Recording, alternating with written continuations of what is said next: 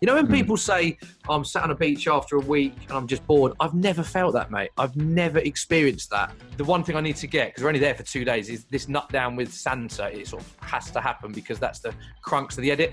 I've got this picture that my cameraman, John Dalton, took. I'm in a queue waiting to meet the real Santa, and it's literally like 3-year-old, 2-year-old, 2-year-old baby. Me dressed as Franky Fryer with a wig on, the blonde highlights, the pink T-shirt, sleeping on a lilo in a 2-star hotel. I mean, great memories. Next thing I know, I'm standing in a queue, going into the Colosseum. I had my mum in tears saying she might not be able to come on holiday. No idea what I'm doing with the engagement. We're going through a metal detector with about 1,000 people with a ring that I'm about to propose to Alex. I'm always one that if you've been to somewhere nice, great, but try and experience somewhere else because there is so much to see out there. Hello, Smithy. Thanks for joining me on the first ever episode of the Travel Talks podcast. Firstly, how are you? I'm very good, mate. Strange times, obviously, but I'm honoured to be the first person. Who else dropped out for me to be the first person? No one, mate. Who else could I have had? Rocket couldn't make it, no? I firstly wanted to start by giving a bit of context about how you know each other, how long we've known each other. So we've been working together for, 5 years now? That's what. About 5 years. Yeah, my career at Sky, I've been at Sky, I think about 13 years I've been at Sky now. So obviously I used to work on Soccer AM, the TV show, for many years. Great memories working on the show. Did a lot of roles, a lot of bits and pieces. And then Sky launched online basically about 4 or 5 years ago, as you quite rightly said. I think you went for one of the producer's role. I went for the presenter's role. Amongst a lot of other people. Fortunately got it, and then we've been working quite closely since. And then since then, it's gone very well. And I've been working on an array of other things at Sky, on the debates, on Saturday Social. So I don't work with you as closely because I do sort of varied roles within there, and I do other bits with TalkSport and Tottenham. It's been very fortunate to do and work with a lot of passions of mine, really. But yeah, been working and had the privilege of knowing you for about 5 years now, M-Dog. Yeah, that's what I've got written down here, mate. The privilege, the honour of working alongside you. In our work, we've been lucky enough to kind of travel around a bit. And I've got France and Burnley written down. The two polar opposites, perhaps. Driving around the whole of France and then taking trains up to snowy Burnley.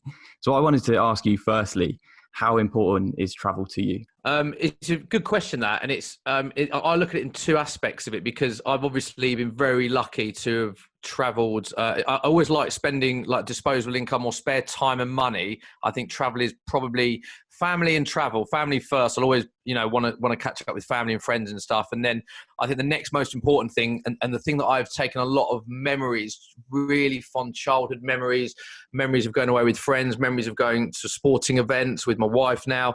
A lot of stories that we reflect upon are from travel. So I love going on holidays. I love going to different parts of the world. I'm massively one of these people that when I've been somewhere, no matter how much I like it, I'd like to experience something else. Do you know what I mean? Like I'm not one of these people.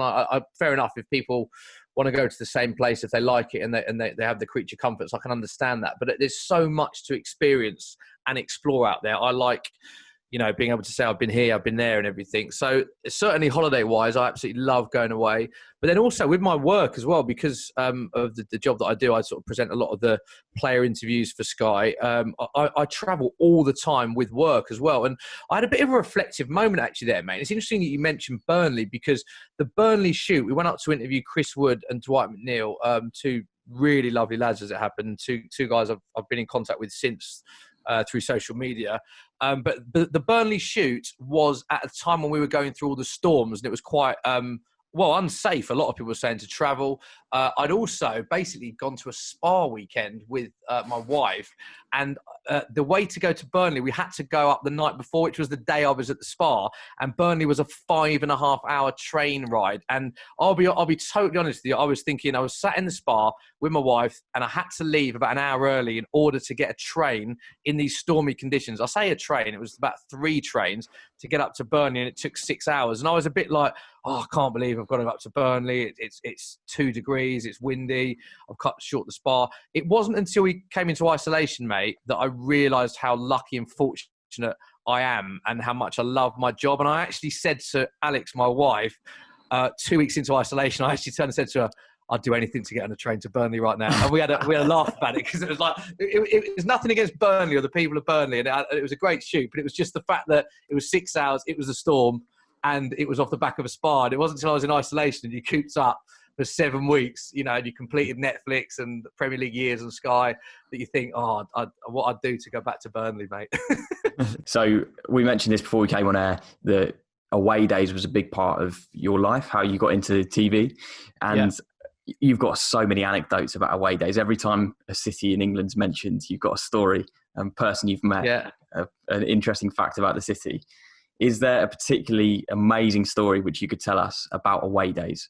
There are so many, mate. I mean, I'm quite good on a football pub quiz round, because I just know so many random facts about, like, the singing ringing tree in Burnley, for instance. The shortest bit of gouge railways in Basingstoke. There's a chair museum in Wickham. I know so many random facts. But Brentford's the only ground to have a pub on all corners at the time of recording.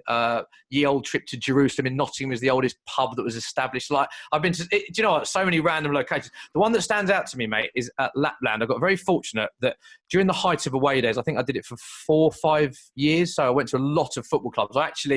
There was a lot of one of these social media sort of quizzes that went around recently that said, tick how many grounds you've been to. And I think there was only 4 stadiums from the Premier League to League Two that I hadn't visited. My mates pointed out that it's sort of cheating that I didn't actually watch a single game at half of them, which is actually a valid point. And I went with work, so it's a bit different. But the one that stood out was I went to Lapland. It was a time when Away Days was doing quite well on the show, and my boss said, right, we've got to do something Christmas related. Can you do a bit of research and see if there's any clubs sort of Christmas related? And I did a bit of research and found out that in Lapland, which is obviously the home of Christmas, there is a team called FC Santa Claus. And I was like, this is brilliant. They literally play in the heart of Lapland, where, kids and families go to meet Santa and see the elves and everything like that. So I contacted the club, and anyway, it was managed to sort it out. Went out to Lapland, and mate, it was just the most incredible experience, but weird experience as well. Highlighted by the fact that we went into, there's an elf factory in Lapland where you go and it's just full of elves. And obviously it's an amazing museum because you get to see a bit of Christmas, but basically there's loads of elves walking around. The best way I can describe it is just like Willy Wonka and the Chocolate Factory when you see all the Oompa Loompas walking around. So you've got all these small individuals dressed as elves that are just walking around this museum that's just full of Christmas. And it's like, mate, for kids, it is amazing, by the way. I mean, I must have been like 27 at the time. I was like, oh my God, this is incredible. Anyway, so I'm walking around and this one elf, he's quite small individual. He taps me on my sort of shoulder and goes, Soccer AM. And I went, pardon? I'm like, he goes, this is Soccer AM thing, isn't it? I went, can I just ask, I'm dressed as Franky Fryer, the wigs, the jewellery and the Mac and it. Can I ask how on earth you know about Soccer AM? And he went, well, basically, mate, it's a bit of a funny story. I'm English, as you can tell from my accent. And he went, I met a girl at university and we fell in love. And obviously we were living together at university, but she lives here. I think she's from Finland or from Helsinki. And she went, we had a difficult choice to make. Either she moved back over here to Lapland, where her family's from, and I go back to, I think, London, where he was from, and we have to have a long-distance relationship, or I change my job and I come over here. So after long discussions, I decided to jack in my job as an accountant to be with my now wife and work as an elf. So basically, this guy who had known Soccer basically had the decision to make: either do a long distance relationship, he does his job in accountancy, she comes back to Lapland. I think one of her parents in Helsinki and one was in Lapland, but she resides in Lapland, or quit his job in accountancy and become an elf. So I'd just like to say that is real love, that this guy. But you can just imagine it. I'm standing there and this guy just literally tapping me on my shoulder, dressed as an elf with Santa in the background. And it was just like, wow. So that is the story of him, basically, what he'd do for love, giving up a job as an accountant to become an elf. And he was very happy with himself, mate. So I had a really long chat with him. So that's one that stood out, I think, because it's quite bizarre. That's great. Love that story. The other thing about that trip was we used to get a famous celebrity or footballer or whoever to do the nut down. It was like a catchphrase, time to keep my nut down, which sort of grew and grew. We had Danny Dyer do it, Hulk Hogan, Deco, Keith Lemon, Barry Hearn, like Joe Hart. We had Chris Tarrant, some really, really good names. Chris Tarrant did the Reading one, actually. I know that you're a big Reading fan. We got to Lapland. I was thinking, I've got to get it with Santa. Got to get it done with Santa, obviously. So anyway, so I'm walking down this really snowy, freezing, like it's not really a town centre, but the epicenter of Lapland. And I've said to this guy, Yuhu was his name, lovely guy. He sorted out everything for us when we got to Lapland. So I was riding sleighs. I was doing reindeer pulling. I'm meeting the elves. I was going to museums, went to the post office, all the letters delivered. He literally had the place on lockdown for us so that we could film at all of these locations. Because obviously it was good promotion for them as well, 3 weeks before Christmas. So it's a brilliant guy. And I said, look, the one thing I need to get, because we're only there for 2 days, is this nut down with Santa. It sort of has to happen because that's the crux of the edit. Everything else within away days, if I got to a museum or I didn't, it wasn't the end of the world because I'd always cut it down anyway. But if you didn't get the nut down link, it was like the point at which people used to look forward to. And my boss would say, well, you have to, that's a crucial part of the VT. And it was the day I was flying home and I hadn't got it. So I was like, look, do you know when we can see Santa? And he was like, yeah, don't worry, I'll sort it out. He's very chilled out. Anyway, I was walking in this sort of town centre. I was like, look, he's over there. There's Santa. Like, can we go and get the nut down now? The link. And he went, no, that's not the real Santa. I went, sorry? And he went, you can't come to Lapland and not do it with the real Santa. And I was like, yeah, no, obviously I understand that, but there's Santa Claus is over there. There's a guy dressed as Santa. I just needed to say it's time to keep the nut down. It's not really a travel doc, this, as you've probably established at the minute. You know, I've been doing snow angels in the snow. I've been, had an elf chuck snow at me. It's quite a light-hearted feature. This Santa will do. No, I will get you the real Santa. So he's 2,000 years old, and I'm like, yeah, no, I understand that, but anyway, so I couldn't quite. It was like everything is as real as it can be there, and anyway, we went to Santa's grotto. And I had to queue up on it, mate. It was ridiculous. I'm queuing up alongside this girl who must have been 3, this family, and they've got these presents. So I've got this picture that my cameraman, John Dalton, took. I'm in a queue waiting to meet the real Santa. And it's literally like 3-year-old, 2-year-old, 2-year-old baby, me dressed as Franky Fryer with a wig on and all this fake jewelry. And then another like 3-year-old, 4-year-old, 4-year-old. And then I go in, he's like, I'm sitting next to him. He goes, what do you want for Christmas? I'm like, I'm sort of doing this sketch here. And then you who sort of explained it. And mate, I'm quite good at, recording long bits of information and doing it in one take or a couple of takes. So much so that I did it live once because people used to ask how I did it. But I'll be honest to say that was the worst I'd ever performed as Franky Fryer because oh really? It was just, I had to do about 3 or 4 takes because he was like, so what do you want for Christmas? I'm like, I'm just filming. And then they said, you can stream it. So my parents actually watched me do it because there's a webcam for Santa's grotto in Lapland and they were watching me do it. And I was trying to explain to him. And then he did it without the oosh. And I said, do you mind saying oosh? What did it mean, oosh? I was like, Santa. And I had to address him as Santa. And it was the most bizarre. So to the point where I was like, oh, I love that football you got me when I was 8. And he went, I remember it. I'm like, really in character. It was anyway. So we left, and I remember being on the plane home, and I was sat next to John Dalton, a very good cameraman who you know as well, on the way back, and I just started laughing. He went, "What are you laughing about?" I went, "It was very bizarre that trip, wasn't it?" He went, "Mate, one of the most bizarre trips I've ever been on, but honestly, mate, it was absolutely amazing. I can't encourage people enough to go and experience it." But they're what I love, mate. To be honest, because like I've been to amazing cities with work, like. I love Berlin. I love Germany. Love German people. Love Berlin. I went to south of France. Some really nice cities. But what the places that I love that work took me were Lapland. I went to Transylvania to do FC Cluj away days, and like places like that I think I wouldn't naturally go to, if you know what I mean. Like to go to places that are very unique is probably what I appreciate more than the other places that I have been with friends and family. Yeah, definitely, man. Okay, so I want to take it like all the way back because I know from speaking to you that you obviously went to university and that whilst at university you got the opportunity to work for Soccer AM. Yeah, I wondered if you could kind of give a bit of background about how that happened and what it was like being at university and also having that kind of fame around you. Yes. So I left college and I basically just wanted a year from leaving college to going to uni. So I applied for work experience at Sky Sports and I didn't really have a plan. It wasn't like some people take a gap year and they have plans in place. I just wanted to take a year out of education, always wanted to go to uni. So I started doing work experience, what would I have been, 17 then, in the gap between college and uni, but always had the place at Loughborough Uni lined up. And then when I got the work experience, I did 6 weeks unpaid. I think it was just, making teas and stuff and office running and working on a few shows. But it was very, just very bottom end. But what I will say about that is it was very important as well, because it did teach me a lot of very good skills. And I met a lot of very, very nice people and important people. And it did keep me very well grounded, actually, that, and the fact that it was, unpaid and I was going in and everything around that. But then I got offered a job as a runner, basically. It was 3 days a week. So I think it was Wednesday to Friday. An opportunity came up on Soccer AM, and this was when Tim Lovejoy was doing it with Helen and Fenners and Neil and all them were working on it. So I got a job as a runner. It was a trial basis for a week, and it was really good, actually, because then it was like sort of looking through showboats, coming up with creative ideas. It was the first time it was like a chance to be creative, logging games, going basic editing stuff, like going into edit software, doing layoffs and coming up with, helping with feature ideas and costumes and things like that. There was a big comedy element to Soccer M back then as well, and entertainment side of things.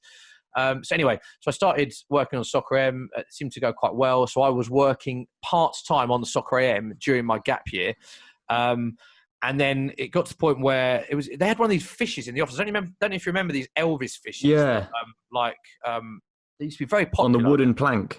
Exactly, on a wooden plank, like my grandparents had, and they're very popular with like the sort of older generations. And obviously Elvis is massive. They used to sing a song, and they randomly had one in an office for a sketch. And they just said, I walked in and Tim went, dance to this. And I was like 17-year-old kid. I was like, pardon? I literally just brought the teas in and then danced. So I was obviously a bit nervous and started dancing to Elvis. And I was a bit flexible. And for some reason, I did the splits in the middle of the Soccer AM office because I was really nervous, to be honest with you.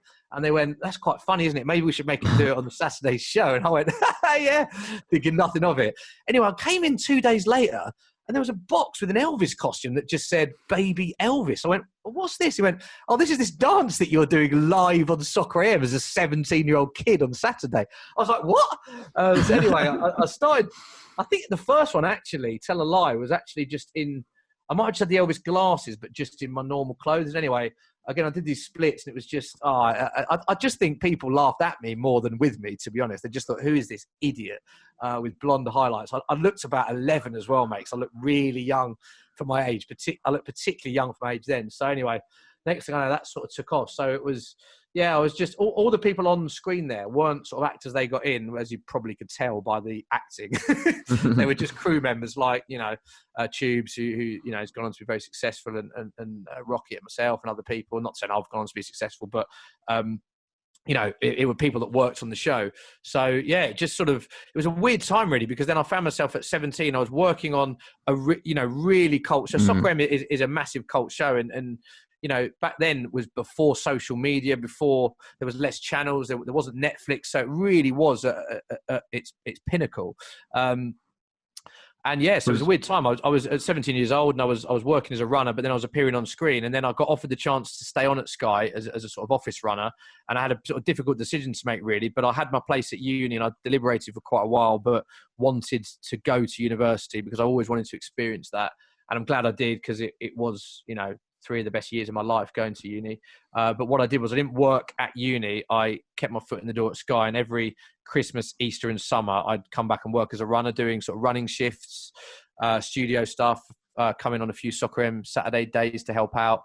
It was a really good time, mate. And it was a year that I look back on very fondly. But it was interesting being at uni, actually, because a lot of people would watch the show. And it was a very big, Soccer M was very big amongst university students as well. If you look at the age range and the demographic, I think it probably still is now, to be honest, because it was like the cool football show, and it still is, the cool football show that a lot of 18-year-olds watch. And it was, what was interesting, actually. And actually, when I went to uni, I think it was an anniversary of Elvis's death, and they were re-releasing, I think he had 17 number ones. They were re-releasing all of his number ones, and someone had the idea of me dancing in a different location at uni every single week. So again, that started off like in my bedroom, and then it escalated to in the dining hall. Then it was like a lecture theatre. But the producer that came up said, right, is there a way that I can ask permissions to this, but you don't be involved? Because for the natural reaction, it'd be a lot funnier if students don't know what's coming. So I was like, you are right, but that... So it wasn't like they'd pick, because I did sports science and business management, they'd pick that lecture that I knew all my mates, and I thought, this would be a laugh. Honestly, mate, I was a fresher, like, again, really young kid, looked about 12 with these stupid blonde highlights. I looked like an idiot back then, I really did. and they'd be like, yeah, there's a third year biology class going on here with 300 people, like really intelligent, much more intelligent than the degree I was getting. Let's have it right. So I've gone in, and honestly, the lecturer, lovely woman, really intelligent people watching 300 biology students who just sat there, and I've bowled in and I had to put the hi-fi down. It played, I think, Blue Suede Shoes, and I'm just dancing, and I remember vividly there was just one person that I was just caught my eye, and as I looked up, you know, when it's like most people you expect to go, yeah, I just remember this guy vividly, mate, just looking at me going, what are you doing? Like, you're an idiot. What are you doing? And I remember walking out, and the producer was like, that's brilliant, that's perfect. I was like, was it? Like, if you were willing to do all this embarrassing stuff to kind of progress your career, that must have ultimately been the reason behind it all, surely. I mean, I didn't use the word embarrassing, you did. Well, moving in front of a lecture hall of 300 biology students, that sounds to me embarrassing.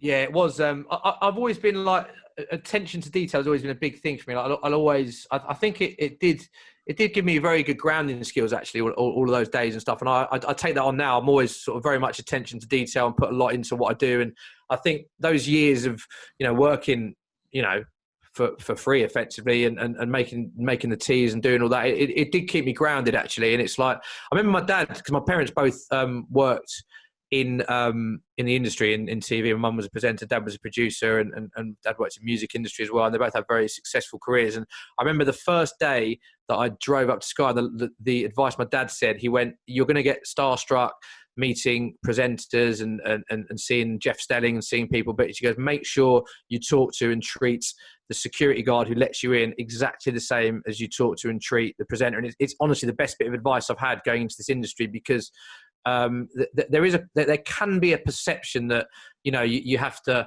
especially as a young person, that certain people can be more important than others because of obviously the success they can go on to achieve. But it's like, there's so many talented people, you know, that work at Sky and people like that. And it was so important that everyone is the same and everyone is as important as each other. And I just thought it was really good advice for me. And, you know, I took that on board, and I do think that was very important and something that I would pass down to other people, that, you know, whatever happens or whatever, if you ever have any success, you know, never forget where you come from, try not to change, and always be yourself, really. That's a really nice message, mate. So you said you had that gap year between leaving college and going into university, and you did a work experience as well. This is perhaps the time to ask, was that when you took your most adventurous holiday, or did that come at a later point in your life? Interesting point, mate.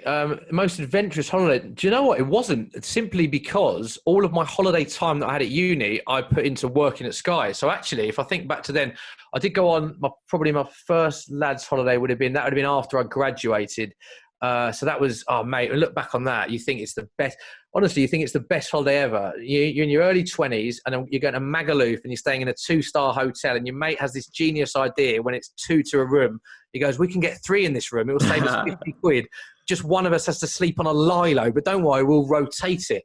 And then me and my mate at the time are going, brilliant idea. And you look back on that and, you know, you go in there and, again, the blonde highlights, the pink T-shirt, sleeping on a lilo in a 2-star hotel. I mean, great memories, but, you know, drinking out of the fish bowls that you get and everyone goes, of course, yeah. You know, all the straws, so unhealthy. But, you know, I had a great time. So that I mean, I don't know whether that counts as adventurous. I don't know if you were thinking of me going to Machu Picchu or climbing a mountain or something, but at the time, that was quite adventurous. Have you ever done that? You mentioned like Machu Picchu. Have you ever done backpacking or going to numerous locations within one set holiday? I'd probably be honest with you and say no. I don't want to create a false image and say that I have done. I've done adventurous holidays with it's like school trips when you go, you know, orienteering and mountaineering and stuff. I've done, when I've gone away on lads holiday, we've done like long bike rides, or we've done, you know, a lot of trips within the holidays that are quite adventurous. Like I've done some fairly cool things, going to the Grand Canyon and stuff. And honeymoon, we went like cave exploring. So we had a day where we went through all the caves, which was quite physical and things like that. But I wouldn't say I've done an adventurous holiday per se, where the whole 6 days you go and you and you experience that rush. I'd love to do like something like a skydive or something that really tests you and you get a real big buzz for. But I would be lying to you if I've said I've done a really, really adventurous holiday. But it's something that you've kind of got in your mind to do at some point in your life, perhaps. Yeah. And also, it's a weird one. There's sort of two holidays I like. I love going on city breaks where you just fit as much as you can into sort of a 4-day period, do a lot. But I also do love the sort of relaxation ones as well. You know, when people say, I'm sat on a beach after a week and I'm just bored, I've never felt that, mate. I've never experienced that. I don't know if it's because our work is so sort of full on that you invest a lot into it. And even when you're on a day off, you're on, and quite rightly so, because first thing I want to get in is how lucky we are to work in football and the perks that you get. It's amazing. That's why I'll always, even on a day off, you check your phone, or you'll have ideas for a shoot if it's coming up the next day. You never really switch off. And I think a lot of people, that is a theme that a lot of people in football and in TV do say, that they don't really switch off during days off. So when I do go away, if I'm on a beach for a week, I do like to try and switch off. So if I'm on a beach and I've got, podcast in, or, listening to a bit of music, and I've got a beer in my hand and I'm with mates, or I'm with my wife, I just love sitting there, having a chat, reminiscing, having a laugh. I'm quite, as you know, I don't take myself too seriously. I'm quite immature for my age, probably like having a laugh. And what I do all the time, mate, the amount of times I've been sat on a beach and I just start laughing, and the person goes, "What are you laughing at?" I was like, "Oh, something that happened on a stag do 3 years ago, or something that happened when I was at university." And then I explain the story. My mind was quite weird like that. So I love reminiscing, and I've never once sat on a beach and thought, "Do you know what? I'm bored here." I've never had that feeling. You mentioned in that you like city breaks and kind of cramming as much stuff into, let's say, a 48-hour window as possible. Yeah. Is there one city that you've been to on a city break which, like, you hold closer to you? That's a good one, mate. One city. Do you know what I thought was? I really like Bruges, actually. I went to Bruges with the missus, and what I liked about that was, I think we're quite lucky because it was really nice weather at the time we went. But I love the fact that everything's walking distance, so you can do a lot in a short space of time. But it was just, the culture. It was just really nice. You did horse and cart ride. We climbed up the bell tower. Our hotel was nearby. Really nice bars, restaurants, canal rides. The weather was nice at the time. Whether that's luck or not, I don't know. But I like my seafood there, and their mussels, and a lot of the fish there is very nice. They're obviously famous for their different types of lager and chocolate as well. So you can indulge in Bruges, and it was just everything about it. We went by Eurostar. It was very easy to get to. People were nice. We did a lot in a short space of time. And do you know the other thing, mate, as well, and I get this when I go to the cinema a lot. When someone bigs something up to you, saying it's an amazing film, an amazing city, I always big it up in my mind that sometimes I get let down because of the expectation. I spoke to so many people going, I haven't been there. And I had no expectation going there that it became such a great weekend, if that makes any sort of sense. No, absolutely. No, I completely agree. You said in that you had some seafood. And I wanted to mention this because, mate, you love seafood, don't you? Every time we go away and we go out for a team meal, you always order the lobster linguine or some sort of like seafood board. Is there a particular seafood dish, or if not seafood, a particular dish which you've eaten on holiday which you could just eat and take yourself back there? Oh, mate, I am taking myself back there now. Seafood platter. When you get a seafood platter for two, which I've had, the nicest one I've had, wherever I had this, it's been amazing. I've had it in Croatia, actually, where it was delicious. But, anywhere that's fairly near the sea, you can get a seafood platter. When you get a seafood platter for two, and they just put a bit of every type of fish they've caught that day, langoustines, prawns, mussels, sea bass, lobster, you just have a bit of everything. Marinated in a bit of garlic, or you get a bit of white wine sauce or something. That is my dream holiday meal. A bit of everything, a bit of fish. I am. Oh, mate! Even when you said it there, I'm getting quite emotional. I haven't had one in a while, actually. But yeah, see your eyes light up. Platter, yeah, and when I go away with you on trips where there's expenses, and we usually get like a per diem and a budget, and the seafood platter often falls outside the budget, and I'm often like, I really want it. I'll have a basket of scampi instead then, because it's very healthy for me as well. Because obviously, as you know, I'm a type 1 diabetic, so high carbohydrate meals are. I have to be very careful with them. So it's so hard, mate, when I go out to eat, because you go to Italian, it's pasta or pizza. Really, really bad for me. If I have Chinese, you can go to healthy Thai foods, but a lot of the sauces they put them in are high in sugar. Indian food, really high in carbs with naan breads and rice and things like that. So seafood is something that I love, but also is very healthy for me as well. So it ticks every box for me. Nice. I wanted to speak to you, if you wouldn't mind, about having type 1 diabetes, because obviously you've done a lot of charity work, and through that, you're probably a real role model to a lot of people from where you've got yourself in the industry and not letting it hold you back at times. Is traveling with type 1 diabetes difficult? Perhaps what do you need to consider? It's a nightmare, mate. It's for as fortunate as I am, and I'm so lucky with my family, friends, my work. I consider myself a very lucky individual. The condition I have is really tough. If I'm being honest, I mean, I got diagnosed. What was it? 5 years. I was 29 when I got diagnosed. Yeah, so. I've had type 1 diabetes about 5 years, and when I got diagnosed, I was so ill. So your blood sugar should be between about 4 and 6 for a normal person's blood sugar, or non-diabetic blood sugar, should I say. Mine was 32. I got taken to hospital. I was told I was a week away from a coma. I was on a sliding insulin scale for 5 days.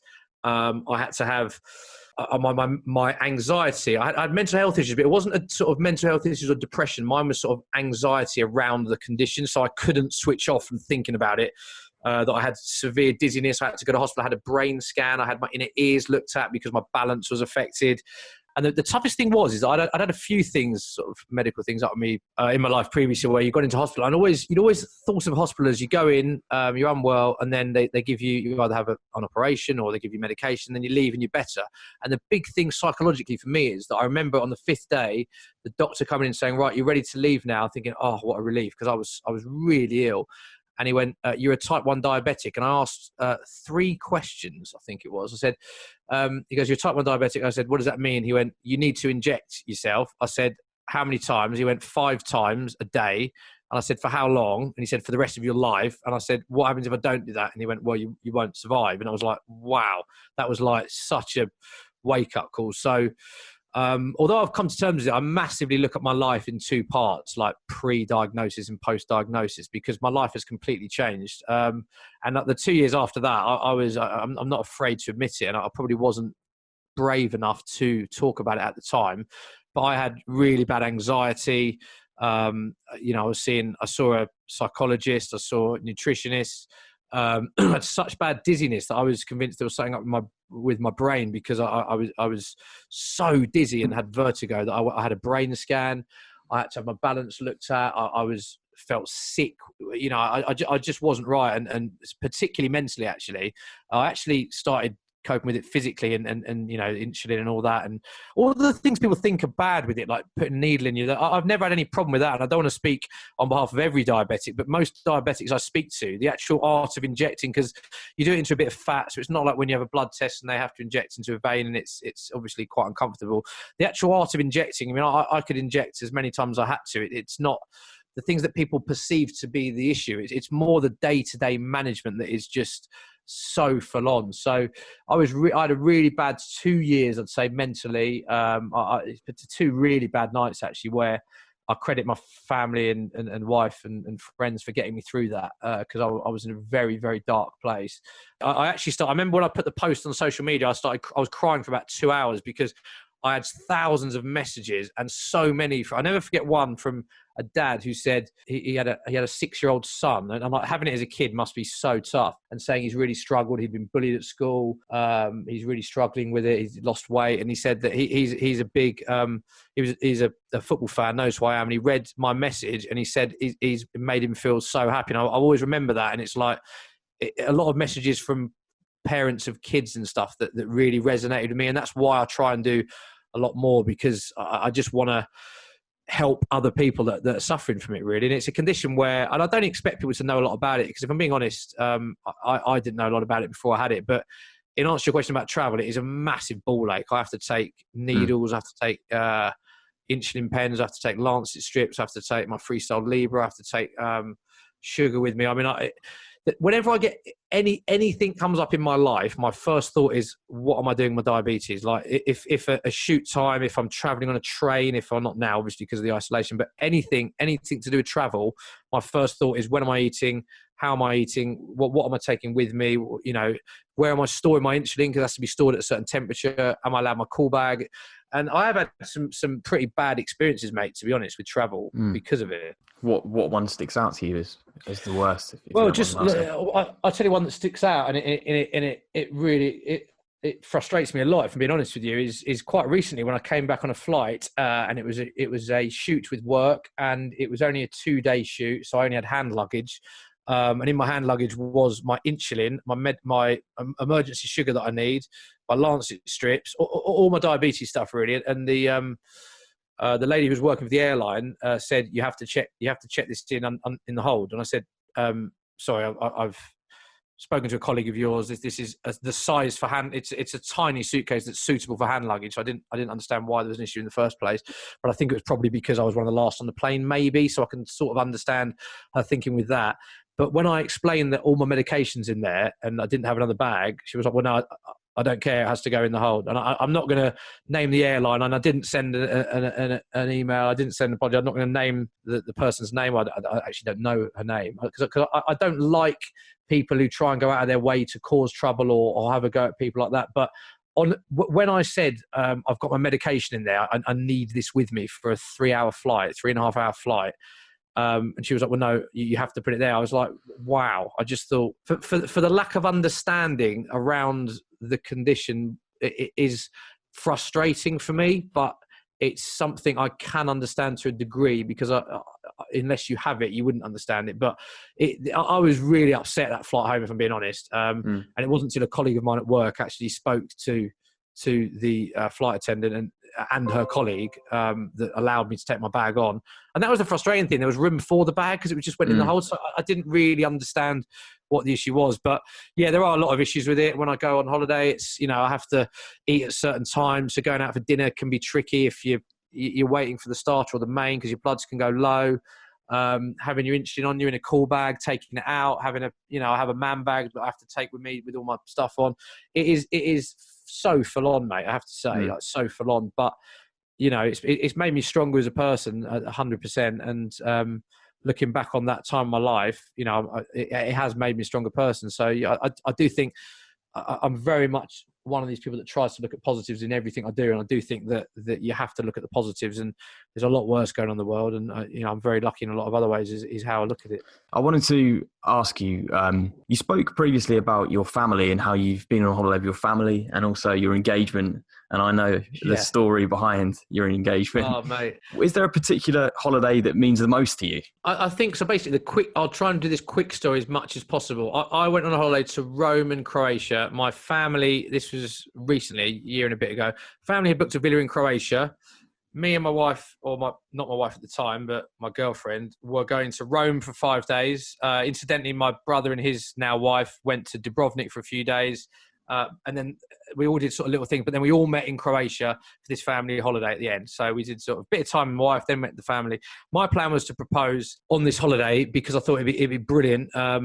All my family there to celebrate afterwards. And afterwards, we were going back to see Alex's family the next day. So it was like perfect scenario. Anyway, the day that I'm going to Rome is the day that my mum and dad are going to Croatia. My dad, as he's checking in, him and my mum have the 2 passports in his left breast pocket, drops the passport onto the conveyor belt at an airport, which I've never seen before, lost the passports. When he goes to check in, they said, where's your passport? He goes, I don't know. Anyway, they spent 2 hours with the help of airport security at Gatwick, who my dad says were phenomenal, by the way. 2 hours. They managed to track one of the passports down on CCTV that was just randomly on one of the conveyor belts that was, a long way away from the point at which they'd lost it. Yeah. They managed to find one of the passports. Now, you wouldn't believe this. They found my dad's passport. Now, my dad was in the doghouse at this point, so he's thinking, please be Sally's passport. They went, we found your passport, Mike, but there is no sign of Sally's, and we've searched CCTV for 2 hours. So anyway, they've found my dad's and my mum. So anyway, they've got a decision to make. My mum's just said, look, you just go, because there's no advantage to you staying and us losing even more money on 2 flights. You might as well go. I'll stay home. We were still in communication. So my dad decided to go. My dad then checked in the wrong suitcase because, you know, when you go away with one person, usually one of you, like my dad would be the heavy man. He was being, you know, nice and lifting both the suitcases on. So you just check in too. So anyway, he's checked in my mum's suitcase under his name. So my dad, who's on medication, not only is he gone to Croatia, he's left my mum behind because he's lost her passport. And he's left all of his medication in his suitcase and gone away with my mum's, you know, bikinis and outfits and got no clothes. So it's just a complete disaster. Anyway, I've thought this. So I'm due to propose to Alex the next day in Rome, right? My mum's rang me like really upset, but trying not to be upset, saying, don't let it ruin your thingy. I've just come back. I've had a call from the embassy. There's a chance I might not be able to come because there is a 7-day waiting list to get my passport renewed, and I might not be able to come. So I'm then thinking, and I can hear the sort of tears in her eyes, but she's saying, please don't let me affect your engagement. But then put yourself in my shoes. I can't then go and get proposed and then go to Croatia with my whole family and not my mum. My dad's saying, to be honest, I'm probably going to leave anyway to go back to your mum because I feel so guilty. So then I'm thinking, well, my parents aren't there. Alex is oblivious to all of this that I'm proposing. At the same day, I've got the ring in, stupidly, mate. I've got the ring in this man bag that I've got. We've gone to go to this really nice restaurant, and this guy's come around and said, do you want to do this tour of the Colosseum? There's a slot opening in half an hour. And I'm thinking, no, not today, because I've got the ring on me. Alex has gone, we've got to do it. This Italian bloke, mate, was unbelievably persuasive. Next thing I know, I'm standing in a queue, going into the Colosseum. I had my mum in tears saying she might not be able to come on holiday. No idea what I'm doing with the engagement. We're going through a metal detector with about 1,000 people with a ring that I'm about to propose to Alex, who incidentally, by the way, I was always going to propose to her in a quiet location with no one else around because she would have hated it if I'd done it in a group of people. So where am I at this point? I'm at one of the most famous landmarks in the world, honestly, with about 1,000 people. The geezer's then given me a headset for everyone to go, this is how we communicate. So I'm going up to him going, I've got a ring in here.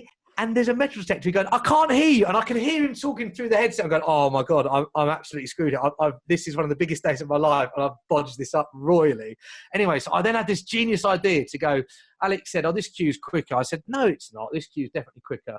And anyway, I've managed to persuade her to go, well, let's have a little race then, see who's right, which is quicker. So we've basically gone in 2 separate queues that come out the other side. I've gone to this metal detector. The guy said, can I look in your bag? And I've basically gone, there's a ring. Please don't say anything. Like properly, like, you know, when you're like voices breaking and you're your kid, there's a ring in the bag. Please don't take it. Anyway, I've managed to get through, gone to the Colosseum, and the tour guide knows about it. So then I've got through the rest of it, and then he keeps like winking at me, going, "It's beautiful, it's romantic." And I'm like, mate, I'm not proposing in the Colosseum. You've got to get the head. Anyway.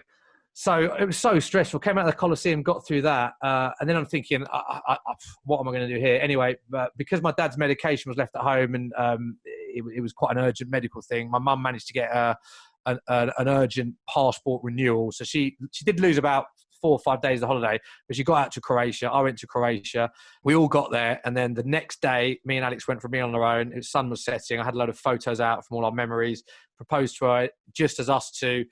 On this beautiful setting as the sun was setting, with a load of photos from down the years that I put in like a heart shape from down the stairs. Everyone was there. My mum was there. And then the next day, it was really nice actually, because the next day was quite overcast. So we just sat outside, drank, celebrated, and told stories and laughed so much because of the passport. And it was amazing. In hindsight, it was absolutely brilliant. But at the time, it was proper stressful. So that sounds both stressful and amazing. Croatia has a special place in my heart, mate. A really special place in my heart. I can totally understand that. That's a funny story, and it sounds stressful. Obviously, it's got an amazing happy ending. Yeah. Is there an experience you've had on travel which you'd classify as your worst travel experience? Oh, I'll tell you a recent one, mate. So I went out to Madrid for the Champions League final.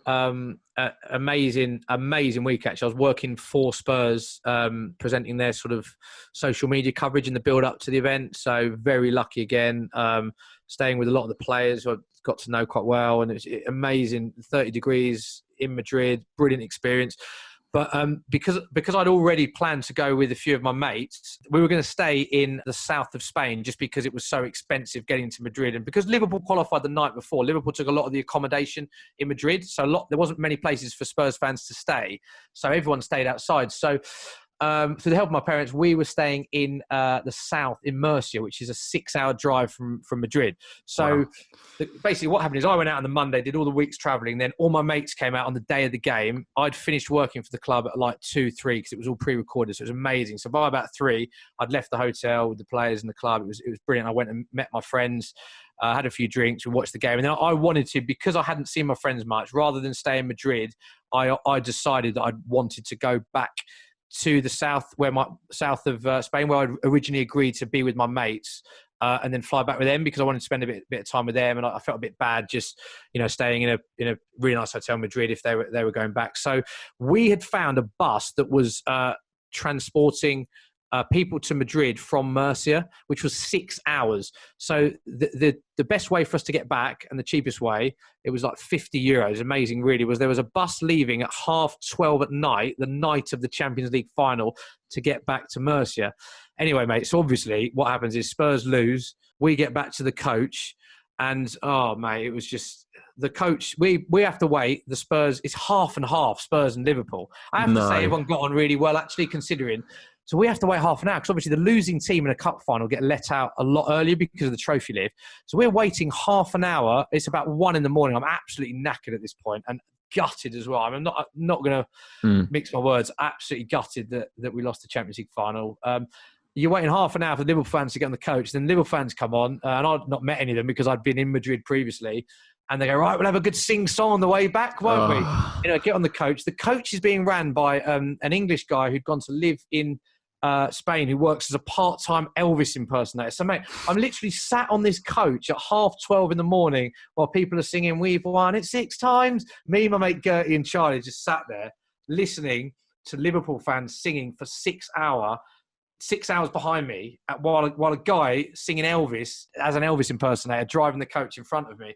And it was just the longest night ever, mate. And we had to stop. I remember we had to stop for a toilet break, and the guy who ran the coach, Nige his name was, had stopped off and at a petrol station, had a jukebox, and he was playing an Elvis song. I was like, Nige, do you mind if we just get back on the coach, mate? And then they're singing the Liverpool songs. Mate, it was such a long journey back, but that's football for you, mate, I suppose. The next one is, what is your dream destination? Is there a holiday that you've had in mind to do for a while but never got around to doing, or one place that tops your bucket list? One place top my bucket list. I would like to go to Vietnam. I've done Thailand. I'd like to go to Vietnam, Cambodia and Laos. I would very much like to do that. And I'd like to do South America because I'm very lucky to have been well-traveled. I've been a lot of places in America. I've been all over Europe, actually, to be honest. Done the Middle East, as I said, Thailand. I've done Africa. I've never done South America, and I don't know why. My family actually went on a holiday to Brazil without me, and it was a time when I was quite young, and I was starting at Sky, and I didn't want to take time off because it was just sort of progressing my career. And they went to Rio, and basically they always wind me up by saying that's the best family holiday ever. Probably because I wasn't there. But yeah, they always do. They do show me photos of Brazil and stuff. And I'd love to go to Argentina and all sorts, mate, really. Peru, Costa Rica, Colombia. There's a lot of places that I'd like to do in South America. But there isn't really I want to do this place. I want to do that. Different reasons, really. I'd like to do the Northern Lights. Definitely like to do that sort of Christmas time. That's sort of one of those bucket list things it's nice to say you've done, which I haven't done. So I'd like to do the Northern Lights. Romantic beach, because I love a beach holiday. I'd love to do Maldives, but I'm conscious there's not a lot there. But it's just sort of an ultimate relaxation. I'd like to do Maldives. You love your relaxation. You could just sit back for a week or two. And then South America or Vietnam would probably be my next best place to do. Maldives would be the next beach place I'd like to do. And Northern Lights would be sort of the city break near a Christmas thing I'd like to do. But obviously, I mean, the thing is now, mate, is that I haven't even thought about travel or holidays because it's so far from my mind at the minute because we don't know when we're coming out of this, really. So yeah, I was going to ask you about how coronavirus is kind of affecting your mentality towards travel. Are you at the moment thinking about travel and longing for it to return, or is it just at the back of your mind at the moment?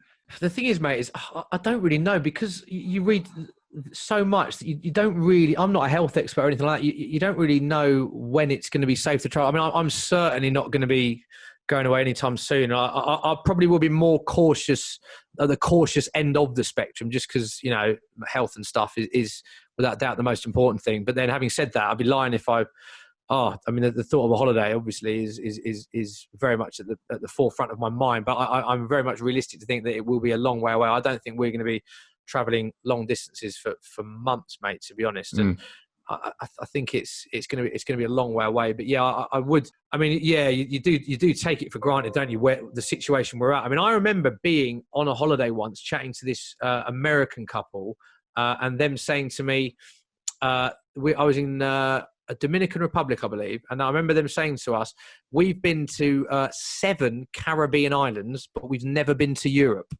because of the location." They were saying that they're based in America, and they're saying it's such a an easier destination. I mean, I just thought, and don't get me wrong, I love the Caribbean, but it just makes me think we're so lucky where we're situated that we can be on a flight 2 hours to Italy, 2 hours to France, an hour and a half to Germany, or I might have got some of those times wrong, but you know what I mean. We're so lucky that we can go anywhere in Europe for so quickly, and I just thought that was amazing that this couple had never been to Europe but done so many Caribbean islands.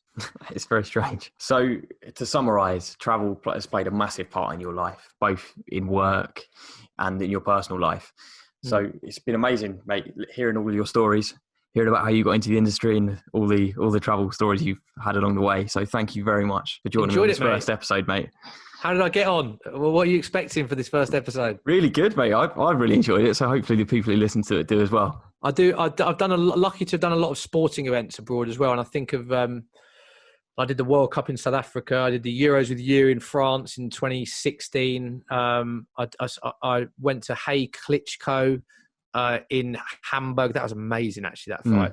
The fight wasn't, but the atmosphere around it was. I went to Game 7, NBA Game 7 finals, Miami Heat against LA Lakers in Miami. I've seen Spurs in a Champions League final, semi-final. So I've sports played a big factor in my travel as well, and I've loved that. And the thing about travel for me is that I've experienced it in so many ways. I've done a lot of sort of lads' holidays and stag do's and things like that. And then I've done some really nice family holidays and holidays with my wife. I've also travelled through work. I've travelled through sports. So the big thing that I say about travel is that it's experience as much as you can, because I've got such a varied experience of travel, from staying in a 2-star in Magaluf with my friends to going to a lovely Caribbean island to watching your team win in Amsterdam in a Champions League semi-final to to being in Florida with your family. That the thing that I take from it is that the best thing I take from travel is the variety that you can experience. And I'm always one that if you've been to somewhere nice, great, but try and experience somewhere else, because there is so much to see out there. So there we go. That was the first ever episode of the Travel Talks podcast. Thanks again to Smithy for joining me on it. It was amazing talking to you about all of your travel memories. If you enjoyed it too, then make sure to go to your podcast platform, whatever you're listening to this on, and give it a 5-star review. And let me know who you want me to speak to next as well. Thanks for joining me, guys, and I'll be back next week with another episode.